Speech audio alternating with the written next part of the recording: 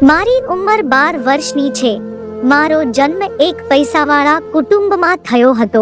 મારા દાદા બીમાર મહિલાનો ઈલાજ કરતા હતા. અમારી હવેલીની અંદર એક સાવ ધૂળિયો રૂમ હતો. ત્યાં મારા દાદા બધી મહિલાને 7 દિવસ અંદર રાખતા, પછી તેને સહી સલામત બહાર મોકલી દેતા. તે ખાલી મહિલાનો જ ઈલાજ કરતા હતા. એક દિવસ હું ખુદ તે રૂમમાં ગઈ તો મારા મમ્મીએ મને બહુ મારી અને મને કીધું કે હવે આજ પછી આ રૂમની આજુબાજુ ના દેખાતી, નકાર તારા ટાંટિયા ભાંગી નાખીશ. પણ એકવાર હું બીમાર હતી તો મેં વિચાર્યું કે દાદાના રૂમમાં જાવ તો બધું સરખું થઈ જશે. પછી હું મારા દાદાજીના રૂમમાં ગઈ તો મારા હોશ ઉડી ગયા. મને અચાનક ચક્કર આવ્યા તો હું બેભાન થઈ ગઈ હતી. મારું નામ સુમન છે. મારી ઉંમર 22 વર્ષની છે. મારા દાદા એક અમારા ગામના એક નાના હુના ડોક્ટર હતા. તેનું કામ આમ તો વૈદ્ય જેવું જ હતું. આ અમારી બહુ મોટી હવેલી હતી. તેમાં એકમાત્ર દાદાનો રૂમ હતો. બધાને ત્યાં જવાની મનાઈ હતી. એ સમયમાં હું સાવ નાની હતી. શું મિત્રો તમે આવા જ વિડીયો આગળ જોવા માંગો છો? તો વિડીયોને લાઈક અને ચેનલને સબસ્ક્રાઇબ કરવાનું ભૂલશો નહીં. એટલે મને એવું થતું હતું કે તે રૂમમાં વળી એવું તો શું હશે, પણ તે કોઈ રૂમ ન હતો પણ એક મોટો હોલ હતો. મારી આ હવેલીમાં હું મારા 7 ભાઈઓની એકની એક બહેન હતી. આથી હું બધાની લાડકી હતી. મારી માં મને ત્યાં રૂમમાં જવાની સાવ ના પાડતી હતી. તે મને કહેતી હતી કે તે રૂમમાં ગંદો સામાન રાખ્યો છે એટલે તું ત્યાં ન જતી. પણ મને એવા વિચાર આવતા કે તે ગંદો રૂમ છે તો દાદા બધી સ્ત્રીઓને તે રૂમમાં શા માટે લઈ જતા હતા, અને વળી તે 7 દિવસે બહાર આવતી હતી. તે બધાનું 7 દિવસનું ખાવાનું પણ અંદર જતું હતું. જો તે રૂમ આટલો બધો ગંદો હતો તો શા માટે આવી રીતે મને ઉઠા રમાડતા હતા? એકવાર તો સવારમાં મને એક સ્ત્રીનો રડવાનો અવાજ આવ્યો. મેં જોયું કે મારા દાદા ઘરના આંગણામાં બહાર બેઠા હતા અને અમુક સ્ત્રીઓ મારા દાદાને પગે પડીને બેઠી હતી અને મારા દાદાને તે કહેતી હતી કે મને એ રૂમમાં મોકલી દો, તમને તે રૂમના સમ છે. લ્યો બોલો, અહીંયા વળી એ રૂમના સમ પણ ખવાતા હતા. મને નહોતું સમજાતું કે દાદા એના રૂમમાં વળી એવું તો શું કરાવતા હતા. પછી દાદાએ તે સ્ત્રીને કીધું કે બેટા, વાતને સમજ. હું તને ત્યાં જવાની ના નથી પાડતો, પણ તું બીજા અઠવાડિયે આવજે, અત્યારે નહીં મેળ પડે. તો તે સ્ત્રી કહેવા લાગી કે મારા ઘરે પછી મહેમાન આવવાના છે, તમે અત્યારે થાય તો મને મોકલી દો. તે સ્ત્રી જેવી રડવા લાગી તો દાદાએ કીધું કે રૂક, તારી જગ્યા કરું છું. પછી મને થયું કે તારી જગ્યા કરું છું એનો મતલબ વળી શું થયો? તે રૂમમાં આટલી બધી સ્ત્રી હશે કે જગ્યા નહીં હોય? ત્યાં અચાનક મારી માએ આવીને મને એક લાફો મારી દીધો. તે મને કહેવા લાગ્યા કે તારું એકવાર નાક વાઢેલું છે કે અહીંયાનો ઊભી રહેતી તો શા માટે અહીંયા ઊભી રહીને રૂમની વાતો સાંભળે છે? પછી હું તેની સામું કાંઈ ન બોલી, પણ મને વિચાર આવતા હતા કે દાદાનું આ રાજ તો હું હવે જાણીને જ રહીશ. પછી એકવાર અચાનક મારી બહેનપણી મારા ઘરે આવી. તે મને કહેતી હતી કે હું આજે આખો દિવસ તારા ઘરે રહીશ. મારી મમ્મી 7 દિવસ માટે કંઈક ઈલાજ માટે બહાર ગઈ છે. તો મેં તેને કીધું કે તારી મમ્મી મારા જ ઘરે આવી છે. તો તે કહેવા લાગી કે કેમ તારા ઘરે? તો મેં કીધું કે મારા દાદા 7 દિવસ સુધી બધી સ્ત્રીઓનો ઈલાજ કરે છે. જો સામેનો રૂમ બતાય છે ને, તેમાં તારી માં હશે. તો એ બોલી કે તો મારે મારી માને મળવું જ પડશે. તો મેં કીધું કે અહીંયા જવાની ના પાડે છે. તો તે કહેવા લાગી કે ભલે ના પાડતા, આપણે બંને અંદર જતા રહીશું. મેં કીધું કે આપણે પકડાઈ જઈશું તો તેને કીધું કે હા તો કાંઈ ફાંસીએ નહીં ચડાવી દે. મેં કીધું સારું. હું તેની મદદ કરવા માટે તૈયાર થઈ ગઈ. પછી અમે બંને તે રૂમની અંદર જવા માટે એક સીડી લઈને આવ્યા. હું ઉપર ચડી ગઈ હતી.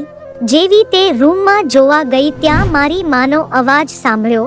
તે મારી બહેનપણીને ખીજાતી હતી. તેને એક લાફો મારી દીધો. મારી માએ મને નીચે બોલાવી અને મને એક સટાક કરતો લાફો મારી દીધો. અને મારી બહેનપણીને ઘરેથી કાઢી નાખી અને મને બહુ ખીજાણા. સાંજે જ્યારે મારા પિતા આવ્યા તો એ પણ મને બહુ ખીજાણા હતા. પછી થોડા દિવસ હું શાંત રહી. પછી એક દિવસ અચાનક મને રૂમમાંથી ચીસોનો અવાજ સાંભળ્યો. એક સ્ત્રી તે રૂમમાંથી મારા દાદાને બોલી રહી હતી કે મને જવા દો, મારે અહીંયા નથી રહેવું. તો મારા દાદા તેને કહેવા લાગ્યા કે બેટા, હવે અહીંયા આવી છે તો આ તો તારે કરવું જ પડશે. પછી ક્યારે આવો મોકો નહીં મળે બેટા, બહુ મુશ્કેલીથી આ મોકો મળે છે. હવે મને સમજાતું નહોતું કે અહીંયા વળી એવું તો શું થતું હતું કે સ્ત્રી રડવા લાગતી. પણ હું અચાનક બહુ બીમાર પડી ગઈ તો મારી માએ મને દવા આપી પણ સારું ન થયું. પછી મેં વિચાર્યું કે હું આ દાદાજીના રૂમમાં જતી રહું, કારણ કે મને પણ પેટમાં દુખે છે. ત્યાં જવાથી મને ઘણી રાહત મળશે. અને ત્યાંથી બહાર આવેલી મહિલાઓ એવું જ કહેતી હતી કે અમારી વર્ષો જૂની બીમારીનો અંત આ રૂમમાં જવાથી આવ્યો. તો મેં વિચાર્યું કે હવે હું પણ આ રૂમમાં જઈશ. તે રૂમમાં ગેટ ઉપર થોડી જગ્યા હતી કે જ્યાંથી હું અંદર જઈ શકું. પછી એક દિવસ મેં મોકો જોયો. આજુબાજુમાં કોઈ ન હતું, બધા પોતપોતાના કામમાં વ્યસ્ત હતા. પછી મેં મોકો જોઈને સીડી તે રૂમના ગેટ પાસે લગાવી. રૂમની અંદર પણ નાનો પડદો લગાવેલો હતો. જેવી હું અંદર ઉતરી તો અંદર તો સાવ અંધારું હતું. હું આજુબાજુ લાઇટની સ્વિચ શોધવા લાગી. તે હોલ જેવો રૂમ પણ બહુ મોટો હતો, પણ તે કંઈક તબેલા જેવું લાગતું હતું. અંદર બહુ ભયાનક વાસ આવતી હતી. એટલે મેં નાક ઉપર હાથ રાખ્યો, લાઇટ કરી તો આખા રૂમમાં અજવાળું થઈ ગયું. પછી મેં એક એવી વસ્તુ જોઈ કે મારી આંખો ફાટી ગઈ. તે રૂમમાં તો જાનવરો બાંધેલા હતા, પણ આ બધી વસ્તુ મારી સમજની બહાર હતી. આ બધું જોઈને મારાથી રાડ પડાઈ ગઈ, કારણ કે તેની અંદર એક ખૂણામાં અમુક સ્ત્રીઓ પણ હતી. તેને જોઈને મને કંઈક થવા લાગ્યું. તે બધી મને કહેવા લાગી કે બેટા ડર નહીં, અહીંયા કંઈ ખોટું નથી થતું, તું શા માટે ડરે છે? મને અચાનક ચક્કર આવવા લાગ્યા. હું ત્યાં જ બેભાન પડી ગઈ. જ્યારે હું ભાનમાં આવી તો હું મારા રૂમમાં હતી અને મારી માં બાજુમાં બેસીને રડી રહી હતી અને મારા પિતા સાથે ઝઘડો કરી હતી અને કહેતી હતી કે તમે શા માટે આવા કામ ઘરમાં કરાવો છો? આવું જોઈને આપણી દીકરીઓ ડરી જ જાય ને. આને કંઈક થઈ ગયું હોત તો દાદાને કયો આવા ધંધા બંધ કરે. અત્યારે જમાનો બદલાઈ ગયો છે. ઘરના ઘરે આવું સારું ન લાગે. કાલ ઉઠીને આપણા ઘરના સભ્યોને કંઈક થઈ જશે તો ગામને શું મોઢું બતાવશો? પણ તે રૂમની અંદર મને એક ગાય પણ દેખાણી હતી, પણ તેનું મોઢું તો એક સ્ત્રી જેવું હતું. મને આ બધું કંઈ સમજાતું નહોતું. અચાનક મારી તબિયત ખરાબ થઈ ગઈ તો મને દાખલ કરવી પડી. મારા મા બાપ અને દાદા બધા મારી ખબર કાઢવા આવ્યા. અમે દાદાને કીધું કે દાદા તે રૂમમાં એવું તો શું છે મને કહો, નકર હું આમનેમ મરી જઈશ. પછી મારા દાદા મને કહેવા લાગ્યા કે બેટા, એ રૂમમાં કાંઈ ખોટું નથી થતું, બસ આ એક જૂની પરંપરા છે. જે સ્ત્રી ઘણા સમયથી બીમાર હોય અને તેની બીમારી દૂર ના થતી હોય તેને આવા માલ ઢોરની શરીર સાથે બાંધી દેવામાં આવે છે. હવે તેના શરીર સાથે બંધાઈને રહેવું આટલું આસાન નથી હોતું. જેવા તેવા માણસનું આ કામ નથી. આ વસ્તુ કરવાથી બહુ ખરાબ વાસ આવે છે. આ એક એવો દેશી નુસ્ખો છે કે જે પહેલાના જમાનાના લોકો કરતા હતા, પણ આ બધું સાવ બંધ થઈ ગયું હતું, કારણ કે આ કંઈ આસાન કામ નથી. આટલા માટે જ અમે તને આ રૂમમાં જવાની ના પાડતા હતા, કારણ કે તારા જેવા નાના બાળકોને આવું બતાવવું વ્યાજબી ના કહેવાય. પણ અત્યારે તું હવે મારી મોટી દીકરી થઈ ગઈ છે, એટલે તને અમે બધી હકીકત કહી દીધી. દાદાની વાત સાંભળીને મને કંઈ થવા લાગ્યું, કારણ કે હું જેવું વિચારતી હતી એવું કાંઈ હતું જ નહીં.